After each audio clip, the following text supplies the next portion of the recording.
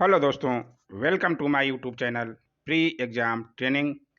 आज का वीडियो प्राचीन भारत का पार्ट 1 है, जिसमें सिंधु सभ्यता और वैदिक काल के 30 बहुत बहुत महत्वपूर्ण प्रश्न कराए जा रहे हैं। आज का वीडियो जो भी देख रहे हैं वो पूरा देखें। अगर कट ऑफ पार करना हो किसी भी एग्ज़ाम का तो अच्छा लगे तो लाइक कमेंट शेयर ज़रूर करें। आइए शुरू करें आज का पहला सवाल। ये सारे बीपीएससी में पूछे जा चुके हैं सवाल, तो आप ध्यान रखिएगा। पहला सवाल है, सिंधु सभ्यता निम्नलिखित में से किस युग में पड़ता है? आप ऑप्शन देख सकते हैं। इसका सही जवाब है आदि ऐतिहासिक काल। आप ध्यान रखेंगे। ऑप्शन डी, ये बीपीएससी का प्रश्न है दोस्तों। ये देखिए, भारतीय इतिहास में 2500 बीसी से 600 बीसी का कालखंड आदि ऐतिहासिक माना गया है। इसे आप ध्यान रखेंगे। आइए देखें दूसरा सवाल। सिंधु घाटी सभ्यता के लोगों का मुख्य व्यवसाय क्या था? व्यापार, पशुपालन, शिकार, कृषि। इसका सही जवाब है व्यापार। आप ध्यान रखिएगा। आइए देखें अगला सवाल। सारे बीपीएससी में पूछे जा चुके हैं दोस्तों। सिंधु घाटी की सभ्यता में घोड़ों के अवशेष कहाँ मिले हैं? सुरकोटदा, बनावली, मांडा, कालीबंगा। इसका सही जवाब है सुरकोटदा। आप ध्यान रखिएगा। घोड़ों के अवशेष, इस पर प्रश्न बनते हैं। ये सारे प्रश्न कहीं ना कहीं एग्जाम में आपको दिख जाएगा, तो आप वीडियो को पूरा जरूर देखें। सिंधु सभ्यता के घर किससे बनाए जाते थे? बहुत महत्वपूर्ण सवाल है दोस्तों, सबको पता होगा। ईंट के। इसका सही जवाब ईंट से। आइए देखें अगला सवाल। निम्न में से किस हड़प्पन नगर में जूते हुए खेतों के निशान मिले हैं? ये पिछले साल बीपीएससी में पूछ चुका है। इसका सही जवाब है कालीबंगा। अब ध्यान रखिएगा। देखिए, बीपीएससी 66 में पूछा है ये। आइए देखा अगला सवाल। सिंधु सभ्यता का पतन नगर या बंदरगाह कौन सा था? कालीबंगा, लोथल, रोपड़, मोहनजोदड़ो। इसका सही जवाब है लोथल। अब ध्यान रखिएगा, ये भी बीपीएससी का प्रश्न है। देखिए, लोथल जो है गुजरात में है। इसे भी आप ध्यान रखिएगा, यह भी कभी कभी पूछ देता है। बीपीएससी 2010 का प्रश्न है ये। आइए देखें अगला सवाल। सिंधु सभ्यता में बृहद स्नानागार पाया गया है? हड़प्पा में, मोहनजोदड़ो में, लोथल में, कालीबंगा में। इसके बारे में भी अगर आप प्राचीन भारत पढ़े होंगे तो जरूर पढ़े होंगे। इसका सही जवाब बी। अब ध्यान रखिएगा, मोहनजोदड़ो में। सारे महत्वपूर्ण सवाल हैं दोस्तों, इसे मिस मत कीजिए। अगला सवाल है, हड़प्पा सभ्यता की खोज किस वर्ष हुई थी? सही जवाब है डी, 1921 ईस्वी में। ध्यान रखिएगा किसने की थी। सर्वप्रथम खोजकर्ता जो थे दयाराम साहनी थे, 1921 ईस्वी में किए थे। इसे भी आप ध्यान रखिएगा। आइए देखें अगला सवाल। अब है, मोहनजोदड़ो की खोज किस वर्ष की गई थी? हड़प्पा और मोहनजोदड़ो दोनों एक एक साल के अंतर में किया गया था। मोहनजोदड़ो की खोज जो है 1922 में राखल दास बनर्जी ने किया था। इसे भी आप ध्यान रखिएगा। देखिए, इसके खोजकर्ता राखल दास बनर्जी। मैं पूरा आराम से लिख दिया हूँ सारे आंसर। आप आराम से क्वेश्चन को रोक रोक के आंसर लिख सकते हैं। अगला सवाल है, मोहनजोदड़ो का स्थानीय नाम क्या था? इसका सही जवाब है मृतकों का टीला। अब ध्यान रखिएगा, ये प्रश्न भी बनता है। अगला सवाल है, हड़प्पा के काल का तांबे का रथ किस स्थान से प्राप्त हुआ है? रोपड़, कालीबंगा, दैमाबाद, बनावली। इसका सही जवाब सी, दैमाबाद। आप ध्यान रखिएगा। ये देखिए, छत्तीसगढ़ पीएससी में पूछ चुका है 2013 में। आइए देखें अगला सवाल।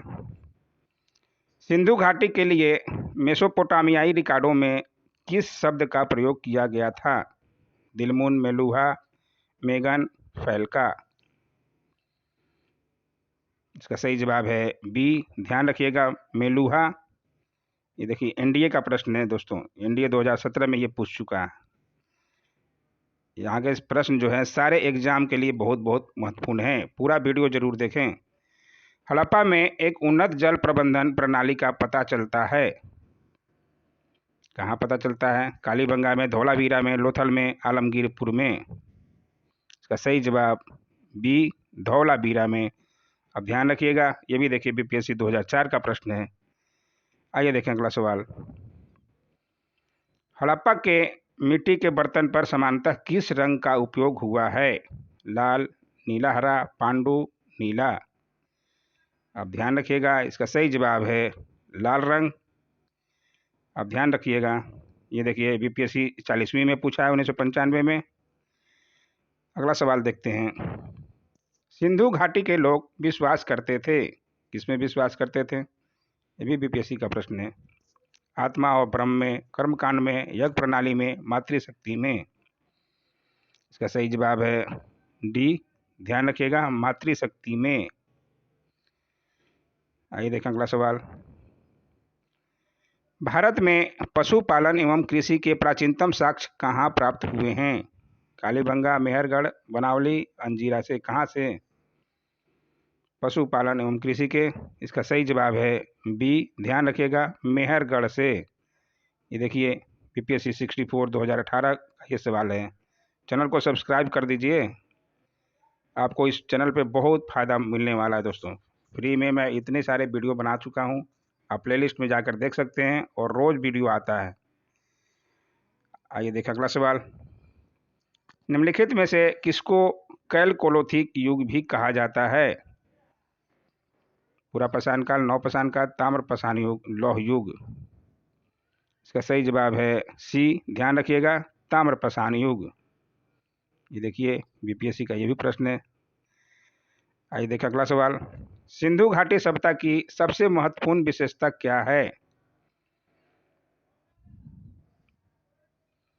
इसका भी सही जवाब ए, पक्की ईंट की बनी इमारत।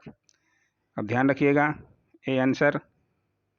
ये देखिए बीपीएससी 63 में पूछा है 2017 में। आइए देखें अगला सवाल। निम्नलिखित में से कौन सा एक हड़प्पा का बंदरगाह है? अभी मैंने ऊपर बताया था हड़प्पा का बंदरगाह लोथल। इसे भी ध्यान रखिएगा, ये दूसरे तरह से पूछा गया है।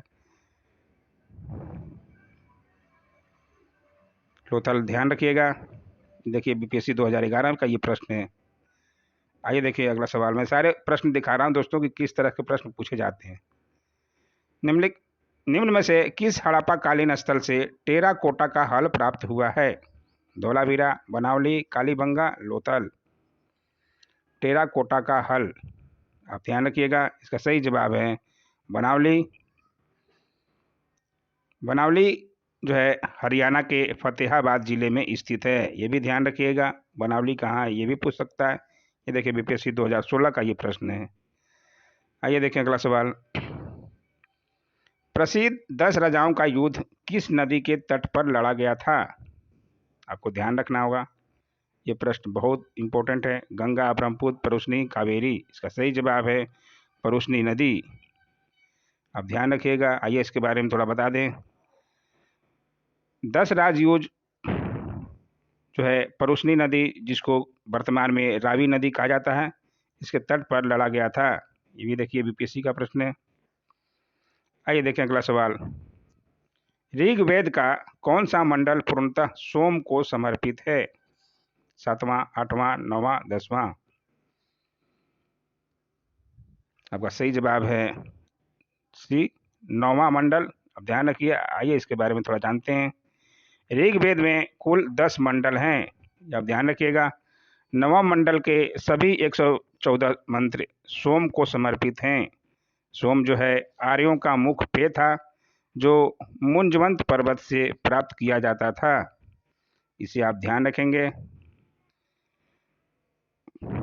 आगे देखें अगला सवाल, ऋग्वेद का नवा मंडल पूर्णतः किसको समर्पित है? ये देखिए उसी सवाल को अलग तरह से पूछ दिया। अभी मैंने बताया सही जवाब सोम और इस पे पर नामकृत देवता के बारे में है नवा मंडल। इसका सही जवाब है डी, ध्यान रखिएगा। आइए देखें अगला सवाल, बहुत महत्वपूर्ण सवाल है दोस्तों। गायत्री मंत्र किस पुस्तक में मिलता है? गायत्री मंत्र रोज सुनते होंगे आप लोग, ओम भूर्भुवः स्वः, इस कौन नहीं जानता। सही जवाब है ऋग्वेद। अब ध्यान रखिएगा। आइए देखें इसके बारे में थोड़ा जानते हैं। गायत्री मंत्र ऋग्वेद के तृतीय मंडल में वर्णित है और इसके रचनाकार पे भी प्रश्न बनता है, तो इसके रचनाकार हैं विश्वामित्र। ध्यान रखिएगा, ये सारे बीपीएससी में प्रश्न पूछे जा चुके हैं दोस्तों। बीपीएससी ऑडिटर के लिए तो ये रामबाण है, आपको इन सवालों से को मतलब कंठस्थ करना ही पड़ेगा, बच के आप जा नहीं सकते। अगला सवाल है, महावीर स्वामी का जन्म कहाँ हुआ था? महावीर स्वामी, गौतम बुद्ध, ये भी आपको कंठस्थ करना ही पड़ेगा, एक न एक प्रश्न रहता ही है। महावीर स्वामी का जन्म सबको पता होना चाहिए, कुंडल ग्राम में। आइए कुंडल ग्राम ध्यान रखिए, आइए जानते हैं इनके बारे में। कुंडल ग्राम जो है वैशाली के निकट ग्राम या कुंडलपुर में लगभग 599 ईसा पूर्व में हुआ था। कहीं कहीं किताबों में 540 ईसा पूर्व दिया गया है, लेकिन अब एनसीईआरटी की किताबों के अनुसार सब जगह सुधार हो रहा है और 599 ईस्वी ही ईसा पूर्व ही बताया जा रहा है। आप ध्यान रखिएगा, उनका जन्म 599 ईसा पूर्व में। आइए देखें अगला सवाल, महावीर जैन की मृत्यु निम्नलिखित में से किस नगर में हुई? कुंडग्राम में, पाटलिपुत्र में, राजगीर में, पावापुरी में। इसका सही जवाब है डी, पावापुरी। अब ध्यान रखिएगा। आइए जानते हैं कुछ। राजगीर के निकट पावापुरी है, इसे भी आप ध्यान रखिएगा। राजगीर के निकट पावापुरी में 527 ईसा पूर्व में लगभग 72 वर्ष की आयु में उनकी मृत्यु हुई थी, ये आप ध्यान रखिएगा। ये देखिए बीपीएससी 40 का ये है सवाल। आइए देखें अगला सवाल, महावीर स्वामी का प्रथम शिष्य था। ये भी बहुत महत्वपूर्ण सवाल है। इसका सही जवाब है जमाली। अब ध्यान रखिएगा, उनका दामादी थे। ये देखिए बीपीएससी 47 में पूछा है। अगला सवाल है, निम्नलिखित में से कौन सबसे पूर्वकालिक जैन ग्रंथ कहलाता है? 12 अंग, 12 उपांग, 14 पूर्व, 14 उपपूर्व। का सही जवाब है 14 पूर्व। अब ध्यान रखिएगा। आइए जाने थोड़ा इसके बारे में। 14 पूर्व जो है सबसे प्राचीनतम जैन ग्रंथ है, ये आप ध्यान रखिएगा। आइए देखें अगला सवाल, महात्मा बुद्ध ने अपना पहला धर्म चक्र परिवर्तन किस स्थान पर दिया था?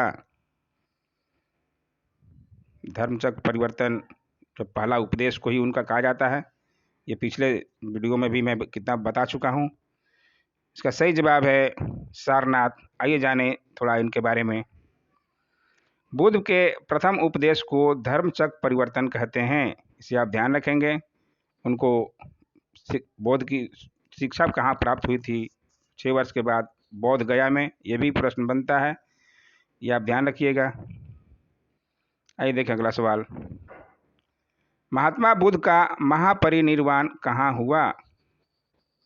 महापरिनिर्वाण, महात्मा बुद्ध को मतलब शरीर कहाँ त्यागे, इसके बारे में है। इसका सही जवाब है सी, कुशीनगर। अब ध्यान रखिएगा, बुद्ध के शरीर त्यागने को महापरिनिर्वाण कहा जाता है, इसे आप ध्यान रखिएगा। ये देखिए 2 बार प्रश्न पूछ चुका है दोस्तों, बीपीएससी 2005, 2011, आगे भी ऐसे ही पूछे जाने की संभावना है। बुद्ध के सारे और सवाल जो है महत्वपूर्ण अगले वीडियो में हम कराएंगे, और उससे आगे के पूरे मौर्य काल सब पूरा मतलब प्राचीन भारत 2-4 वीडियो में आपका पूरा कवर हो जाएगा। आज का वीडियो आपको कैसा लगा आप कमेंट जरूर करें। Don't forget to like, share, comment and subscribe my channel for free online class daily. Thanks for watching my YouTube channel. ज़रूर कमेंट करें दोस्तों।